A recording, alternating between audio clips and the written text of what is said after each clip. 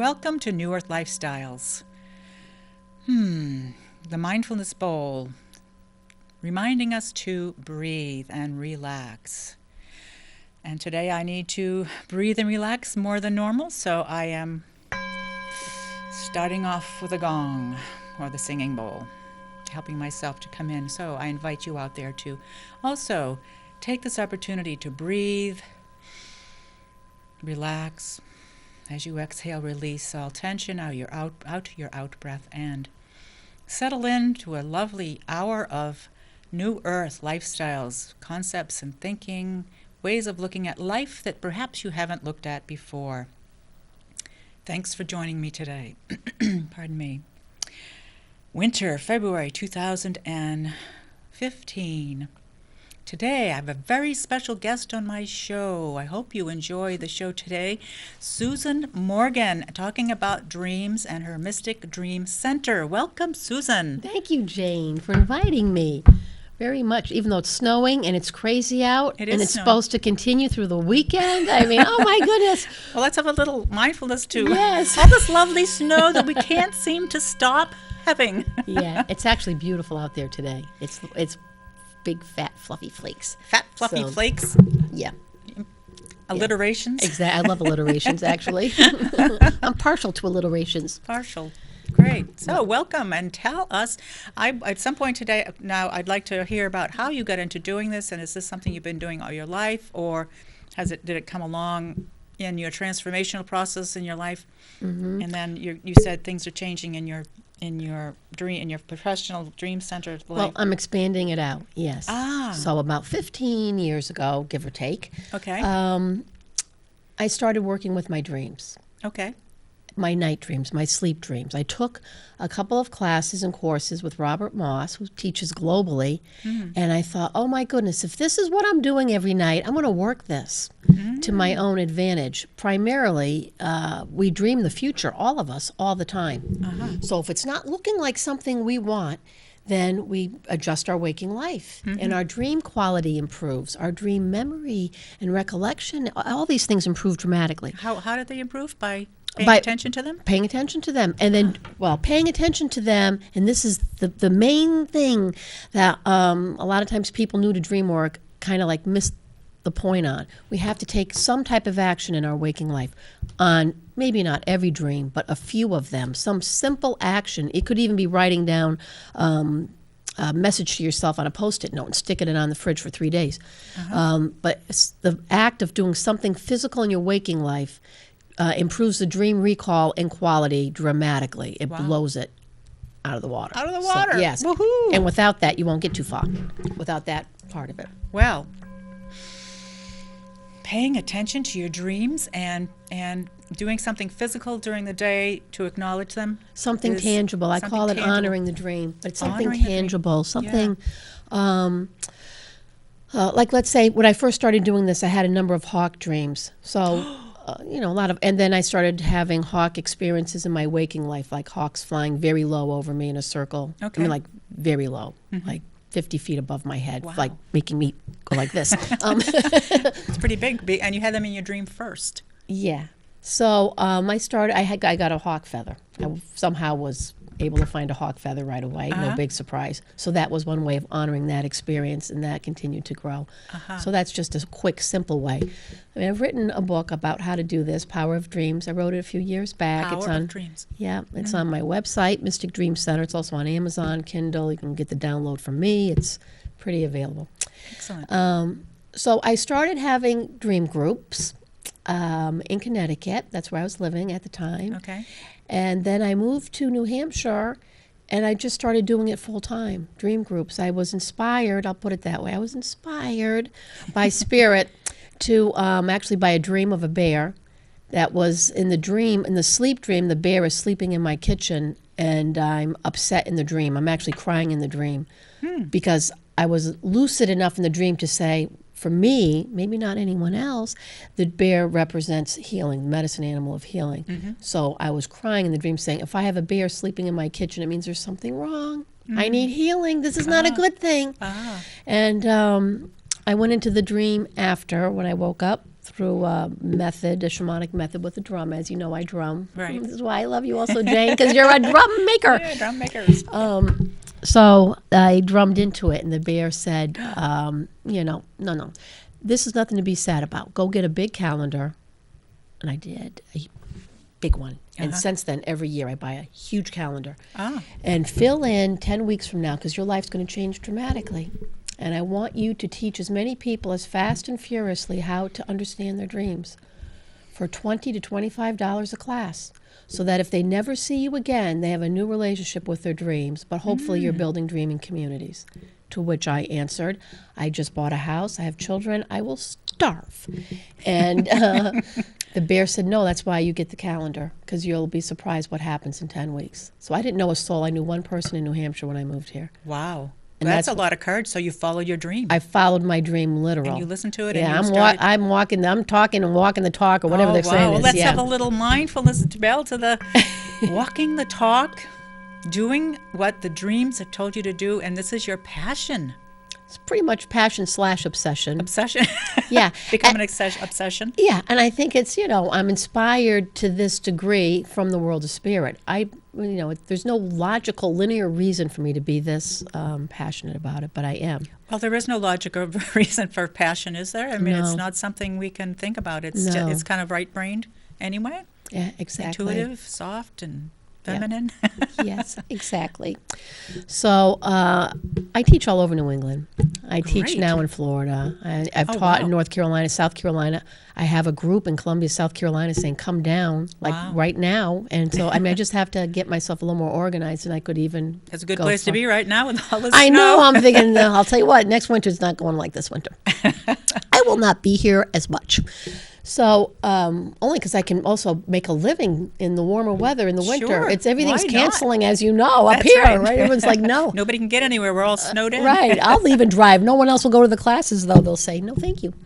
So, anyways, I have my older son. To say he's computer savvy is the understatement. He does a lot of web designs for big companies and things like that, and marketing. And he came up with this quote unquote vision for me about 3 weeks ago.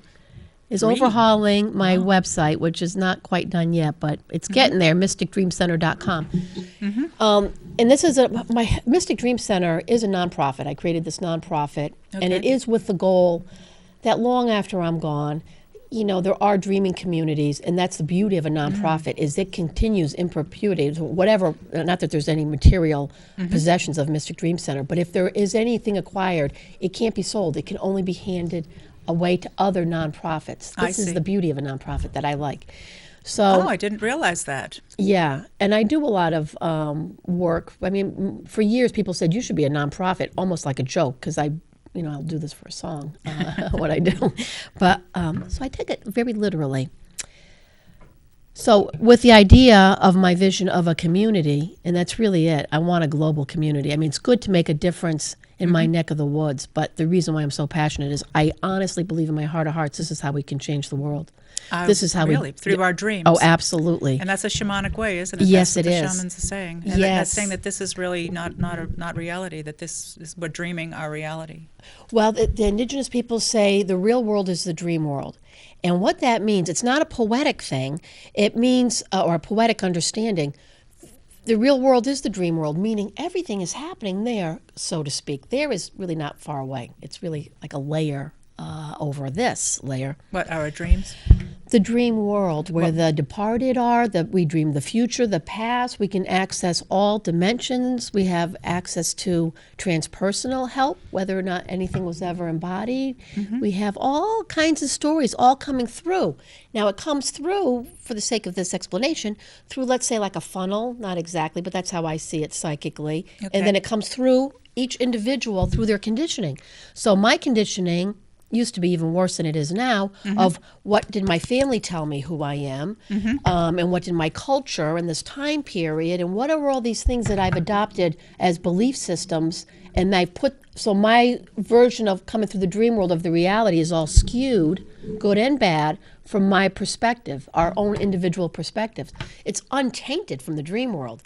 It's individualized through the person. So that's why the dream world is the real world. shamanically speaking, shamanically inclined people, they'll go to the dream world to do effective healing. They Right. don't do it on this dimension. Right, because that's really where it all is. Now, would that be synonymous with the subconscious dimension? No, I think the subconscious dimension. Now, if you go to a modern Western linear-minded person, that's what they would throw it under the subconscious. But we are much more complicated, as you know, Jane. I'm singing to the choir, than just a layer of conscious and subconscious. Right. We're infinitely Infinite, layered sure. beings, and so we come closer to understanding that in our dreams. Right. Okay. Yahoo! Nice. So part of the vision, Your vision or the vision. the vision that's being created now, is that. So I have my website. I have a lot of people on my email list, a lot of contacts and things like that. I'm growing it out. So I know a lot of wonderful people, you included. I know other dream teachers that are very qualified, very good across this country and even in other countries. I know some gifted, I'm also a psychic medium. I know many gifted psychic mediums. I know some exceptional healers and all that. And I've been recommending these people, when I would anyways, until the day I die. But I'm going to, with my son's idea, and I think he's right. At first I thought, is this all about making money? And no, it's more about growing the vision so that there's a connection. So whoever wants to be an affiliate, so to speak, they can have their own I see. website. He'll have his own. He's going to create this whole format. That's what he's doing. I see. Before he- And so what is the dream? This new The dream is a holistic way of working with life, because it's not working, and we know this with the way we thought it was going to work. I know this, you know this, the but way this we've is, been taught it should work is not working. We know that's not working. we know it's not working. And the challenge with a lot of people like us is we are nonlinear, and we're not overly business savvy, and we're not overly organized. I'm completely ADD. Ooh, I could me care too. less. Whatever. I know, whenever I heard that term, I said, that sounds like me. Exactly. Is that, I never knew that there was a link? name for what I was. Oh, yes, right. I like a label. Throw me a label. I don't Did you care. want to have Dawn come and Yes, join us? please do. Can can't- she hear us? I don't know. I call her my Huron sister. You're Huron. Oh. 'Cause I have Huron and she's got Huron, yeah. Ah, I see. Okay. Very interesting. Yeah. So, we have someone else coming in to join us, and she's your Huron sister. I didn't That's know what that. I know. Yeah, she's my Huron Our sister. mutual friend, Dawn Drew. Hi, Dawn. I haven't seen you in a long time. The camera. She's walking right in front That's of all right if she walks in front of the camera. Okay, that's all right. Right? We don't care. I know. Oh my goodness. It's nice to see I you. haven't seen you in like 2 years, I think. I haven't seen you in 2 minutes. I know. How are you? I'm doing well. Yeah, good. Yeah, there's all kinds of changes going on in the world, isn't there? Well, that's what we were just Yeah, talking about. Did you just hear what we were saying? I with, did. I was just playing outside watching you guys. I didn't. Her new dream, is it going to be still called the Mystic Dream Center? It's a Mystic Dream Center. I mean, that's what it is, So but it's she's going to be shifting more of a center. I saw this in a vision, if you want to call it that, 15 years ago. I said, what should be the name of the work I do? Should it be Susan Morgan? Should it be? And I was shown very clearly the Mystic Dream Center. And I said, well, that doesn't make sense because I'm one person. And I saw very clearly, you're not going to remain one person. So you are such a testament or a living proof of listening to our intuition, listening to our dreams, and that's what you've been living for 15 years now, listening to the guidance that comes through and how important that is, because look at you, you're happy, your life is going well, right? Well, I mean, I have challenges, almost unbelievable challenges. I don't follow my guidance because I'm thinking it's going to give me an easy life. I follow No. my guidance because I don't know what else to do. I'm afraid to do it any other way, actually, Jane. Right. I'm afraid But to do it. It ends up being the best way to do it, though, doesn't It's it? the only working way for me. Yeah. It has worked. Now, I mean, let's go back a number of years. I had, when my oldest was young, he was 2, so he's 28 now. So 26 years ago, I'm also an artist. I do wall murals and things like that. Oh, wow. And my mother-in-law at the time said, hey, you need some extra money. Why don't you do some wall murals? I'm thinking, nobody will hire me for murals. Almost immediately, someone hires me. I do a 20-foot mural in a sunroom for a family of a great barber. I had the time of my life. Took me 5 days. I got paid very good. It Nice. paid my bills that month. Next month comes, saying, oh, I could use another job. This is literally how it worked. I said, I did the numbers on what I needed, whatever it was, and I'm talking living simply, by the way. So let's say at the time, back in the day, it was $920 I needed that month, not a penny more, not a penny less. I said, wow, God, I need $920. The phone would ring within 24 hours. Hi, I have a job for such and such. How much would you charge me? $920, I'd say. I always figured out what the number was, and that's what I charged. Really? I didn't know that was the best way to do it. I thought that the best way to do it was let the universe figure it out for you. They did figure out. They sent me the work. I'd say, this is what I need to pay my bills. And then I'd get the call. Somebody would ask, how much are you going to charge me? It was all custom work. I did furniture. I did furniture restoration, antique pieces and things. Oh, wow. I got a lot of random things. I painted a 1500 clock, redid the face on it. Just random things would come to me every month for 2 years. This is how I lived. Wow, so you really trusted. Because I didn't know what else to do. I trusted. I mean, somebody was laughing not that long ago. George Longfish, I don't know if you guys know him. He said, Susan, you probably could have charged double. You were living right on the line, and you didn't really trust the universe enough to charge maybe $5 more. I was afraid to mess with the number. Right. But you didn't need that. You didn't need the extra money. I got by. You got what you needed. I got by. So, with a lot of struggling, but I got by. So I don't know how to do it any other way. And so it works for me. And I think, other people. And it's working. It works for other people too. If they just trust, then we get in the flow of these things. Get in the flow of trusting and allowing.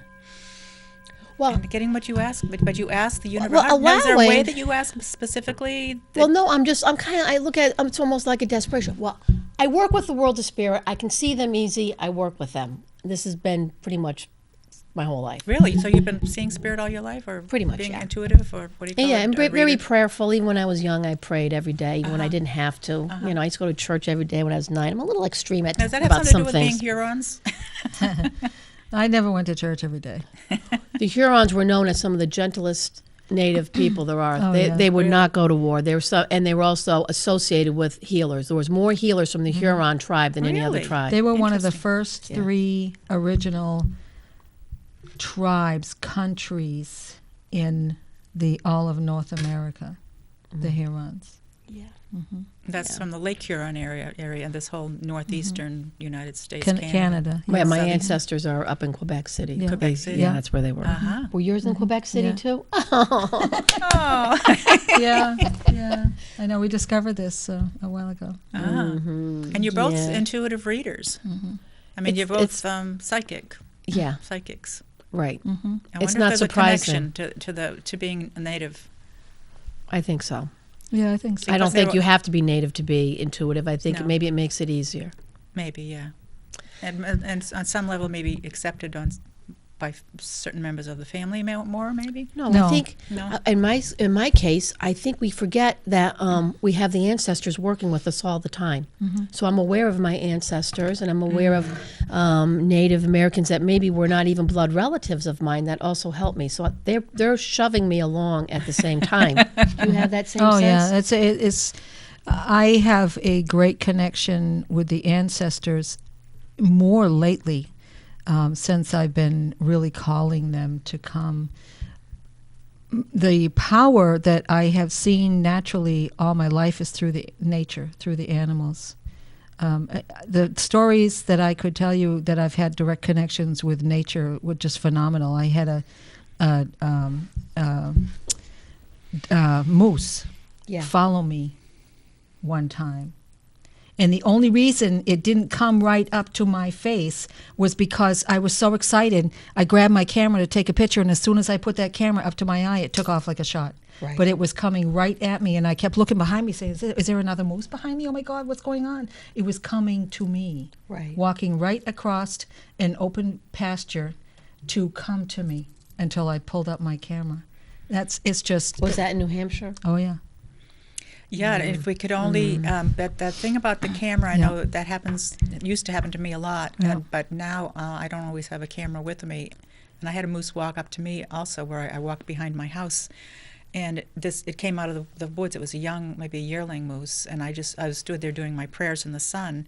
And I heard this crunch, crunch, crunch, because I didn't have my glasses on. And comes this moose coming right towards me, just like curiously saying, "Who are you?"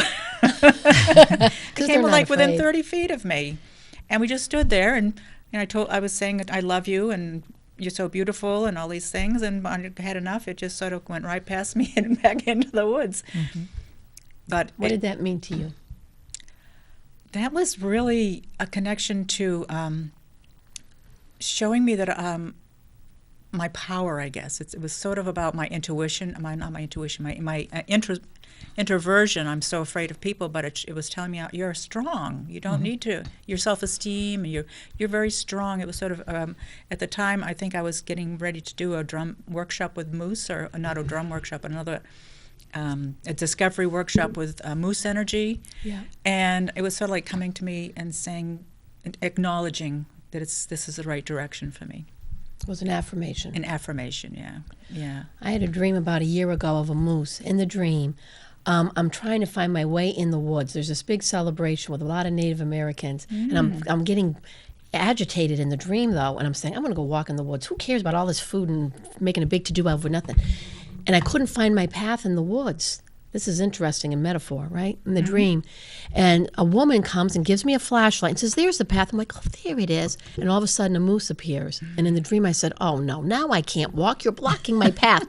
The moose comes up and kisses me right on my third eye. Oh, I open my eyes, and he turns into this 7-foot-tall being, blonde, emitting light. It was an angelic-looking being, and he was smiling from ear to ear. wow. And that changed the meaning of what moose means to me. Yeah. So if I see a moose, Absolutely. it reminds me of other dimensional beings coming through. I've had two for other moose reassurance. experiences, and the first one I was out doing the same thing at a different location, praying at like 7 in the morning, and this was a bull moose with a whole rack, and he came around, and I was doing like the directions, so I'd pray in the directions, and when I got to that direction, what is this?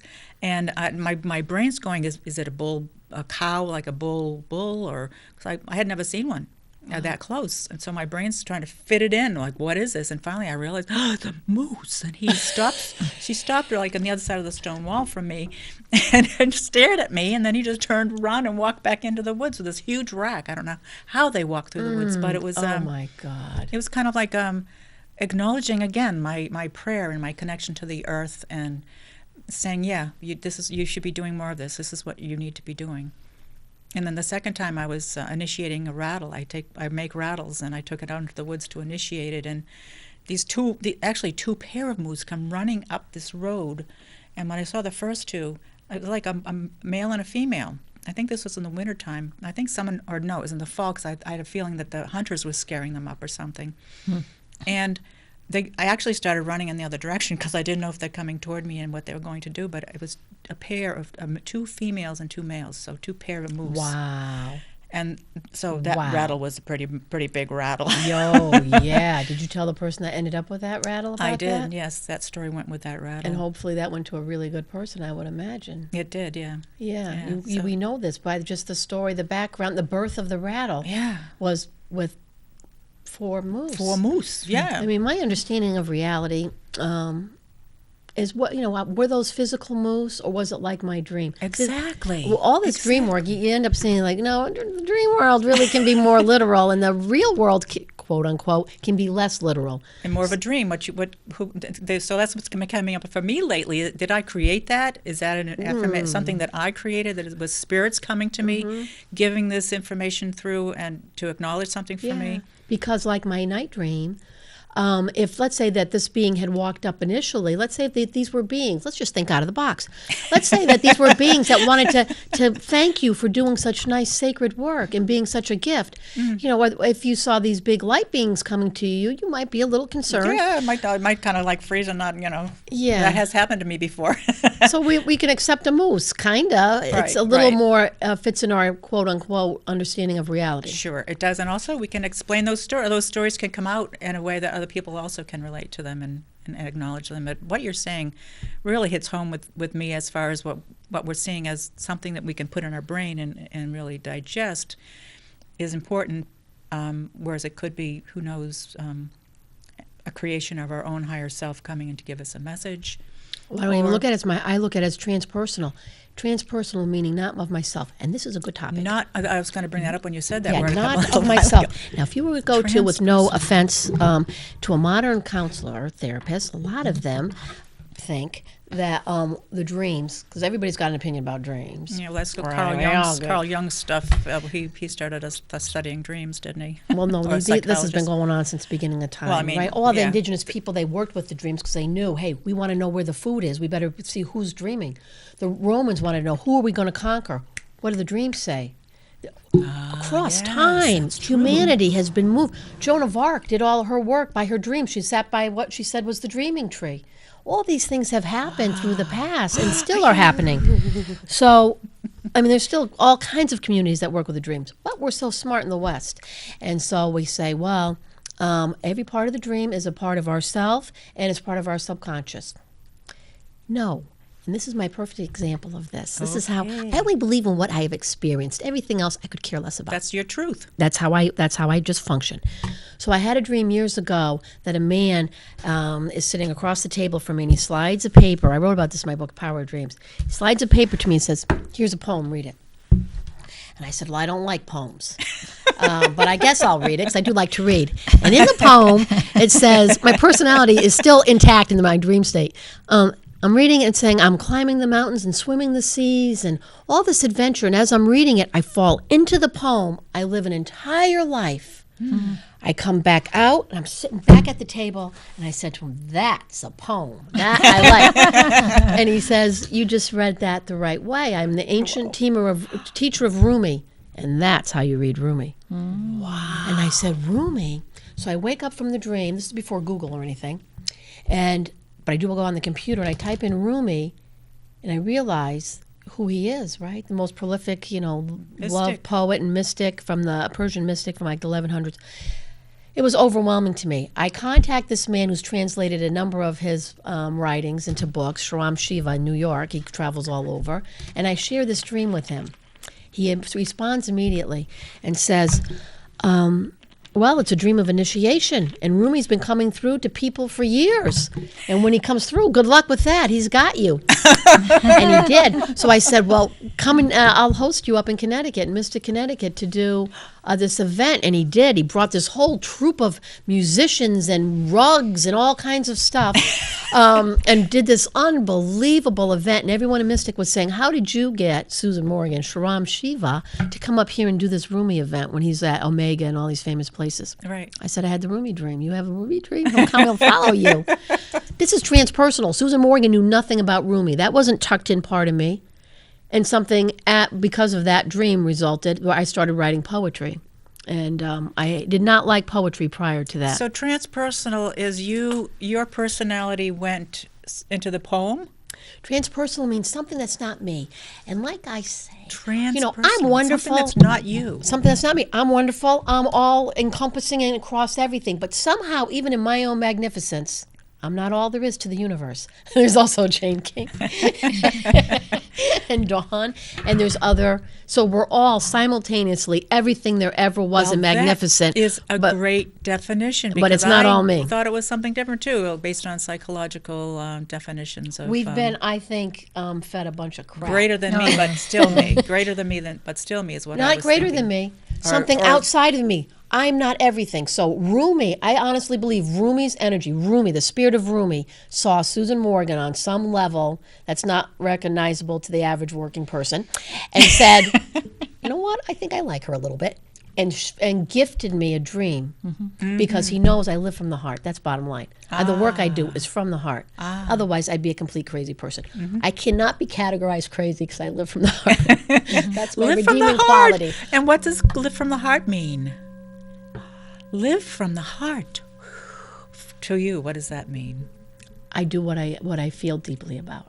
My life is dedicated to the things that are important to me. And I that's how don't you waste live. my days doing the days of my sweet precious life. I do not waste it doing stupid things. Like, And there's nothing against working in an office, and if they feel comfortable doing that, that's good. That's not me.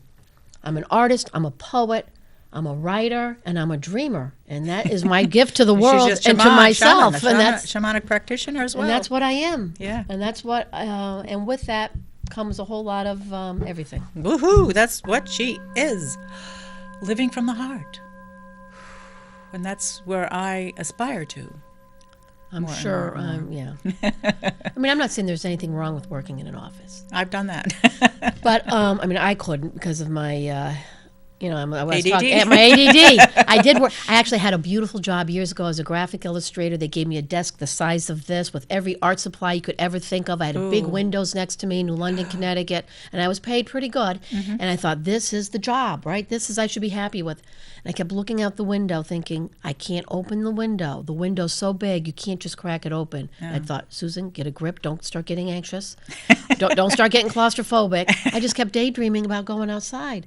I thought, if this isn't good enough for me, this tells me Yeah. I'm wired different.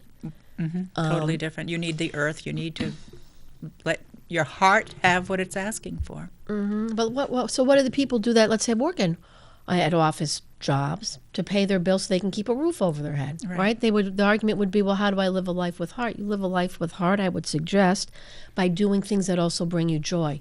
So if the job brings you joy, great. If that's not enough, we need a creative outlet, all of us. In my case, a lot of different creative outlets, whether it's even cooking or gardening, whatever. Sure. That brings joy to our soul. That's Right. living a life with heart, Creating. caring about people that we care about, or caring about the earth, one aspect, anything, plants, rocks, moose, whatever. Whatever. And how about Dawn?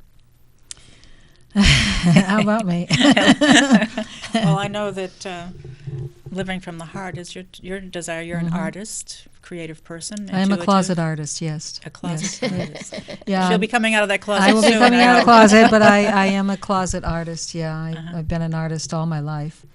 Yep.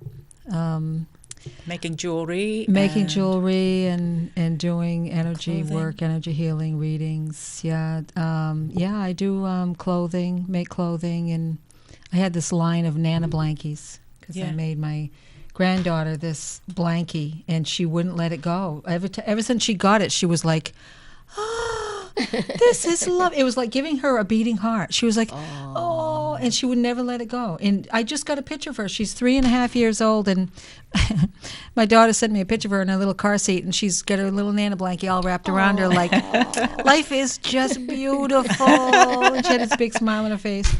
And my daughter wanted me to do this itsy bitsy line, or I don't know what it's some website for artists, and I never did it, but there's a reason for that.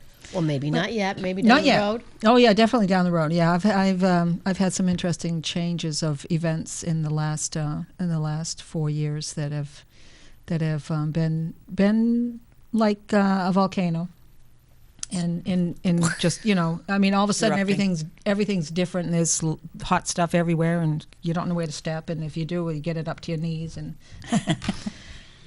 But I realized through all of this that every bone in my being, all through my life, and my life has been a lot of, as we all have, in the spirit of wanting so much more for the world.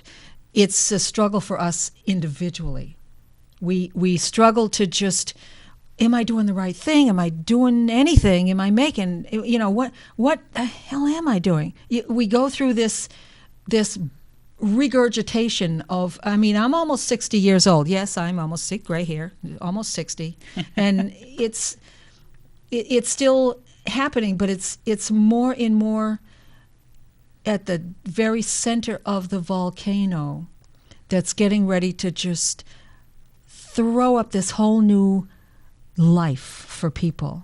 And I realized that through all of my beingness, even when I was in grade school, I was always changing, I was always approaching other people to get people together to make things better for a lot of people. And I look back and I'm like, yeah, I did that. Yeah, that's right. I did get those people together. Wow, yeah, I did help people to realize this, or help people to see this. And they'd be like, I don't know how did you know that? How'd you see that? I'm like, I don't know, but It's like a but border I know collie. it. We are the border collies. Yeah, of the human right. race. We like to group them together. You group them I've been together. making groups. Oh my God, it's just. I mean, when a case to point, when I was in grade school, I went to the principal and I said, we got it. I mean, what is this that the boys can wear jeans but girls can't wear jeans? And he went, I don't know. Nobody ever asked. And I said, well, I'm asking. And I had 3 friends behind me. Go, Dawn, go, go, go. They didn't dare to do it themselves. But anyway, consequently, the end result was, now this is obviously way back decades ago, the result was that on Friday, the girls could wear jeans. That was only for a year. Because after that year, it was an open door. There we go. Because that perception that at that particular period of time that only the boys could wear jeans and the girls couldn't wear jeans. And I remember I just all of my life, everything I've ever done has somehow sparked people to take a look and go, hey, I didn't see that before, but now I do. And Are you an Aquarius? Yes. So am I. Yeah. It's an yeah. Aquarian trait. I thought it was an gosh. Aquarian trait. And so as you're saying this, I'm thinking she's an Aquarius. Yeah. I'm Because Aquarius. I've done the same thing. Yeah. And that's The part dawning Aquarian. of Aquarius, and we have Yes. 2 of you Yeah. sitting Yeah. here. Yeah. 2 I dawnings had of a- Aquarius, I and had one's a name is explosion. Dawn. Exactly. But it keeps going, it keeps going. It keeps going. I mean, I see things now that I really can see and know that I see very clearly, and that I'm not crazy. And people keep saying to me all my life, I used to say to my parents, "Where the heck? What street did you find me on?" Exactly. Oh, my parents always my used to say God. that. My mother finally always said made to jokes. me recently. She says, "You were just so far ahead of your time. We didn't know we didn't know what to do. We didn't know how to handle you. we didn't know how to communicate with you. I mean, you were like talking to the moon, and the moon doesn't talk or wasn't supposed to talk, and we didn't know. We can't hear the answers. We couldn't. We just had no. It was like talking to someone in a foreign language. We had no clue. So really, you're saying that the Aquarius thing, or the sun signs, really do Oh, the sun signs. rule Oh yeah. our I- lives. No, I don't think that. I mean, we'd have to ask Dorothy Morgan, right? Well, The that's lovely right. I was Dorothy telling her about Morgan. Dorothy more than But, Susan. you know, Oh, I truly believe that. But I heard psychically as you're telling me she's an Aquarius. That's why I'm saying, are you an Aquarius? Because I heard that. I and am part Aquarius, of yeah. so maybe it's an Aquarian influence because so what- Aquarians like groups. They want to save the world. They want to. I'm upset. Even the Mystic Dream Center, right? I want to get it bigger and bigger. I want more people. I want everybody for crying out loud remembering their dreams. So because hello, one reason is because we're getting lied to. And That's so, right, all over the all place. over the place. Oh my gosh, So it's true. And so yeah, our dreams are true. oh, they that's are it. truth. They can tell you whatever they want till the cows come home, and your dreams will tell you the real deal. The real deal. The real deal. Now I want So how do you explain to somebody when they have a lot of strong dreams or violent dreams? I mean, I know you probably go through this analyzation of, well, what are they about? And Well, if But- it's strong dreams, we get strong dreams when we when we remember them. Then they become talk to each other stronger. before the show. No, I'm weird today with know my that's- talking. well, that's Talking happens is to me half hard. the time. I got Someti- my language doesn't Right. come out anymore. Right. Sometimes talking is not easy. That's right. That's sign language. Yeah. We're living in dreams, and dreams don't talk in words. But if they're violent dreams, right? That points to a few different things. So is it trauma, especially when we first do dream work, or you can even last years, we do a lot of past, whether it's past lives, this life of trauma, and so that would have a violent, usually, nature. I look at them sometimes. If somebody's coming to me and they're having a pattern of violence, I'm going to say, well, is there something important that you're not paying attention to with the everyday milk toast type of dreams, but it wants to be understood, so it's coming across violently. Men are more prone to the violent dreams. I have a friend who says, because she's been tracking her dreams for years, she knows the basic tone of her dreams. And so when she has the violent dream, she realizes it's her partner because he has a lot of violent dreams. It'll agitate her and she'll go sleep on the couch.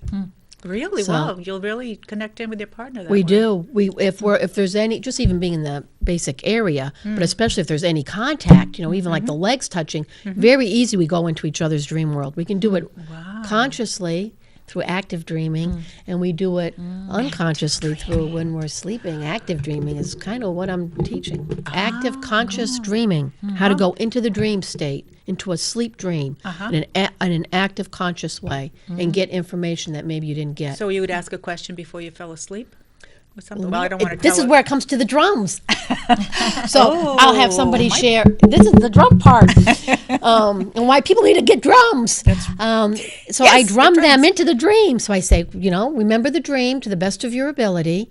And they do. Lay down on a yoga mat or whatever. Get yourself comfortable in some way. It's going to take me about 8 minutes or so. I just throw that number up. I don't know how long I'm drumming because my eyes are closed and I'm in my own little altered state. And I take out the frame drum and I just drum them at this beat into the dream. And only now, if there's components, let's say it was like my moose dream, now they can go and say, who are you really? Or that being, who are you really? What do you represent? What does the path mean that I couldn't find my path at was dawn's break? Wow, that's so cool. Now, do they ask that question? They're able to ask it while they're in the dream, while you're While drumming? while I'm drumming with their imagination. I see. And initially, for people new to it, it feels like they're making it up. Like, I must be making this up. Right. But I'll ask the questions. To which I say, yes, you make it up. You take that imagination, you go make it up until I get done dreaming. I mean, drumming. Drumming. Drumming or dreaming? Drumming, dreaming. Too many D words. And then we'll put your linear, logical mind to it after I stop drumming. That's the problem. The linear logical mind wants to take over and say, I must be making this up. Well, this is the other thing I tell them with the drumming. So I'm also about left brain, right brain. Yeah. And I'm becoming Oh, pretty that's- much obsessed with it lately. We are too. I Yeah, am. I'm yeah. obsessed with no, it. we've been talking about it a lot lately. I say to people all the time, is this, and you got to think about this if you want for fun. Is this a left brain activity or a right brain? And if you really pay attention to what you're doing, you'll realize for a lot of people, almost everything's left brain. We need to work these things. So I tell people, well, now the active dreaming, once I start drumming, is a right brain activity. Don't worry about a thing. You just sit there and relax, because me doing this beat that fast is going to shove you over to the right side of your brain without any effort on your part. You won't have to do a thing. So it's going to happen naturally. And when I stop the drumming, you can go right back to your left side. And that's how it works. And it gives that right brain a little bit of attention to get some information from. And There was a relax. man on public radio, NPR, this is about a year ago, maybe a year and a half ago, who was saying, he was some doctor, neurologist or something, that if you cut open the skull of a modern Western person, it's actually starting to atrophy. The right side of our brain is actually not the same size as our left side, because this is what we're evolving to. So I had a bumper sticker, I don't have it in my car now, saying, stop the atrophy. Remember your dreams. Remember your dreams, because is that the side of the brain that we dream on, or does it we Yeah, dream our on both dream, sides? our creative, our intuition. I All can right. write with both my right hand and my left hand, You can? upside Oh, down really? and backwards.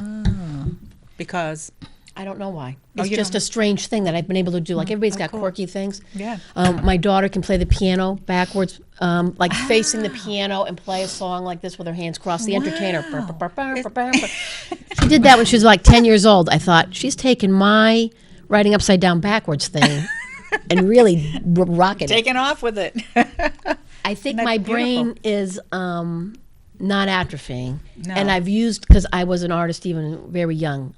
Before I even went to kindergarten, my memories are drawing, painting every day.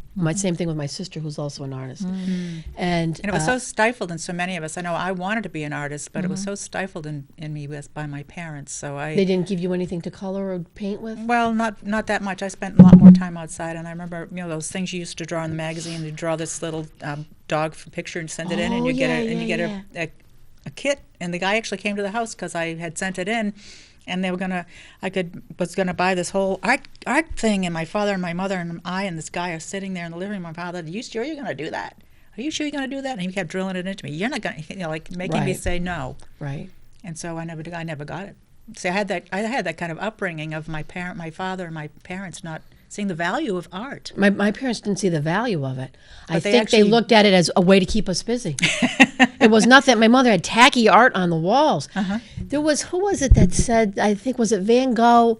Somebody said the reason why they were so artistic in their adult life is because they had been so, the creative, the visual creative part of their life had been negated for so long. I honestly believe that in my own life. The first time I went to a museum, I was in second grade with school, I cried. When I walked into the Springfield Museum and I saw all the artwork, good artwork, and what was in there, it made me cry. It was overwhelming to me, the beauty. Wow. Tells you that that's where you need to be, isn't it? That's amazing. That's what happened to me the first powwow I went to. It was just overwhelmingly. I just cried. Right. And the grand entrance and everything. Oh, went, yeah. Where am I? What am I doing? Yeah. Just must be touching someplace deep inside. It's your your ancestral roots also. Right. And I they were went- so No. denied in my whole life. So still denied. The first time I went to Skimitzen. Skimitzen? At Foxwoods. They had the tribes from all across the nation come. I think I told you this really? years ago. And they had the grand entry and all the different tribes come in and they're dancing, they're drumming. I knew we had Native American blood. I did not know how much. At that point, my mother had passed away, and my mother was not big on being Indian at all. Not a good thing, she said. When they came in, I became so emotional. I started crying. I just stood up. No one else was standing up. I couldn't sit down. My wanted to whole honor body them. responded. My genetics said stand up. I could not sit there. And I was trembling and I was crying and a switch went on. Yeah, a You huge know that. switch. That's I it. felt that switch, that first powwow, and I actually was involved in organizing the one at the Mount Kearsarge Indian Museum, and that's when I first had that experience. I keep wanting to go up there. I have not been up there. I have a Uh-huh. friend who It's says it's beautiful. just remarkable. It's a It is. beautiful It one. In is? fact, that first powwow, it was raining everywhere, but up on the hill, up on Kearsarge where the powwow was beautiful blue sky and sun shining. People would be coming from different directions and saying, "We didn't think you were on because it was raining where we came from." Wow. So it's a very magical place.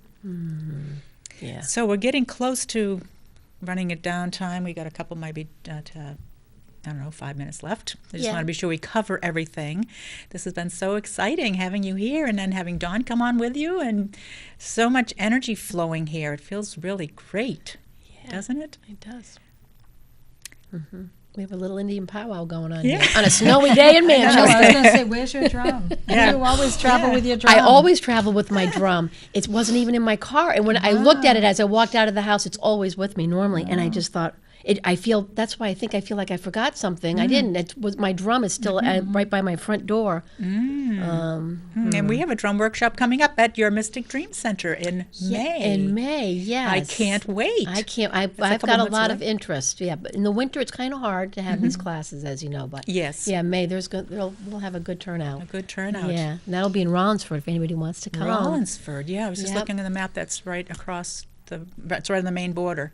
Yep. Just north of Portsmouth a little bit. Exactly. It's not that far, or like 15 minutes from Dover. Right. Or they say it's an hour from Boston. But it's a great place. It's a great studio space. Is this in and Rollinsford, Maine? It's Rollinsford, New Hampshire, but it sits Oh, right okay. on the Oh, okay. Salmon River, and on the Okay. other side of the river is Maine. Oh, right. Okay. Yep. Yeah, the So Salmon I've Falls moved. River.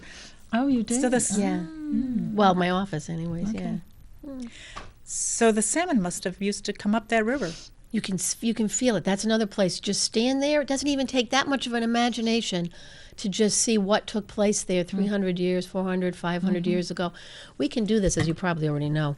But if, for anyone watching the show, you can stand at a place that maybe has a good feeling for you, just in your gut feeling, even if you're not sure why, and just close your eyes or soften your gaze and just go back in time, and you can see, it feels like a TV screen for me, like a pulling down of a screen. You can see what took place on the land, the energy of the land. Yes, Spirit great. of the land. I have experienced that in walking in the woods a few different times with experiencing things I didn't want to experience of native stuff happening way out in the middle of the woods. And one time I met one of my guides that I had come to me by name, and I'd never experienced his presence before. But I was out in the woods by myself.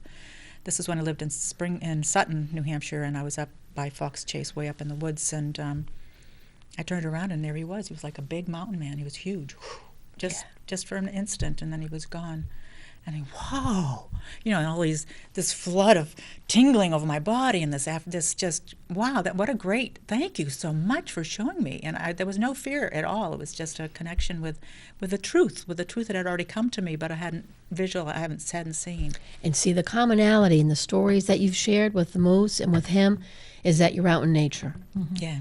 And so Yeah, hello, this is the clue. If we're in an office building, nothing against the office buildings, but if we're only in an office building 9 to 5, then we go home and watch TV, we're not letting ourselves have the opportunity to be in the place where the sacred happens, Exactly. where we and can have an interaction with it. We've got to Precisely. we got to take a break And that's from where our I was working for 25 years in an office, accounting office, and going home, going to work, coming home, watching TV, not getting out. Or when I'd get out, I used to get out with my horses. I always had horses, so I used to ride. That was my love still is to just trail ride, just go out. And in fact, I met a moose with my horse. I forgot about that a long time ago when I lived in Sutton. Wow. And I didn't, at that time, there was a story, that Vermont story about a moose for Jessica. It was a moose who fell in love with a cow. Oh, I don't know that. Oh, yeah, It's actually a up in book. Vermont, wasn't it? Yes, What was in it? Vermont. Northern New Hampshire? Or No, it was in anyway. Vermont, Okay. and I actually had that book, The Moose for Jessica. So I'm writing down, and there's a swamp, and then there's a moose. And I stopped her and I said, "Well, we better turn around. I don't want him to fall in love with you." I really was afraid of this moose following us home. You'd have to feed Perfect a horse and Valentine's a Day moose. story. That's a Valentine's Day Oh, story. there you go. And we forgot to mention Valentine's Day, and it's coming up on Saturday. Anybody can peace fall and in love love. with anyone. And Exactly. Facebook has this beautiful one of those quick 2-minute, these different species of animals just playing together and loving each other. Like it had a hippo and a goat or something. This baby hippo's walking along, and here's this goat. Which They're is- just buddies. And then there's a story about the burro and the goat, and they were separated because they're rescue animals, and then the goat wouldn't eat for a week, so they finally brought 8 hours away. They trucked in its buddy, and this goat was jumping around, and they both were eating together. And oh my goodness, the heart connection these animals can show us. They are so connected. Yeah, they are. Yeah, they are. And then the funniest one was I think I was watching this last night, was an orangutan and a dog. And the orangutan is standing there, and it's got its arm around this dog. And it just lets go, and it just falls back on the grass. It's just so funny. Animals, they just have so much love to them and heart, and this true heart connection. So Valentine's Day, Saturday, what can we say about Valentine's Day? The best gift we can do is to start living our own lives with heart, and then we can share it with more people. Great. That would be my message. I totally agree. Just think about your heart and what it is that how you want to beat. And you're only going to beat one way. Right. Yeah. Beating of that heart, and may your heart be connected with the ones you love, and the ones you love feel the connection, so that you can come together in a loving way. And loving yourself is just so important, and learning about your own heart and paying attention to your own heart. I know last night I was listening to some Hemi-Sync before I went to bed, and it got my heart going fast. So Hemi-Sync is hemisphere synchronization, which is right and left brain stuff. Oh, isn't like we that were just talking interesting? about. Yes. Yeah, it's created by the Monroe Institute. Dawn had reminded me about these CDs that I have. And I've listened to the wrong one to go to bed on, and I'm laying there, my heart's going, really fast. And then I listened to the sleep one. There's one for sleep as well. And I thought that I would then be able to fall asleep, but I didn't even think that the other one would increase my heart rate, which it did. So just paying attention to small things like that, like how is your heart beating? And I used to teach a class called Heart is Healer, and you could just feel, if you don't know how your heart's beating, you can feel your jugular vein, and your pulse will tell you how it's beating. So paying attention to your love and your heart. And Valentine's Day is about relationship, and the first relationship is our relationship to ourselves. And how is that? Is it working for you? And I'm so grateful, Susan, that you were here to talk to us about dreams and the importance of our dreams and connecting with that heart and the passion and the love. And I'm glad that you came in, Dawn, because I didn't realize you two were Huron sisters, sisters of the Huron Yeah. tradition. So that's kind of a heart connection too, on a much deeper level. So this has been just so much fun. Thanks for coming. And Susan, again, is from the Mystic Dream Center, mysticdreamcenter.com. You can go there online if you want to find out more about what's going on in Susan's neck of the woods in Rollinsford, New Hampshire. And I will be doing drum workshop there in May. And plus, you also have a spoon bending. We didn't get a chance to talk about Yes, I your have spoon bending. Gene Ong, who works out of Circles of Wisdom in Andover, which I also work out of. And he has a class he's offering, which you've got to contact me ASAP if you want to do this, by the way, Susan at mysticdreamcenter.com. Anyways, the argument could be, who cares if you can bend spoons or forks? Well, this is what matters. He takes you back to the time where the actual fork or spoon is being created, and that's when you bend it. And that's what drew me to it. That's it. was So that process. This is why I'm hosting him. Yeah. Because I'm saying the implications of this are far-reaching. So get in touch with Susan. Thank you so much. I'm so glad that you were here. Thank you for joining us. And until next time, remember your heart knows the way.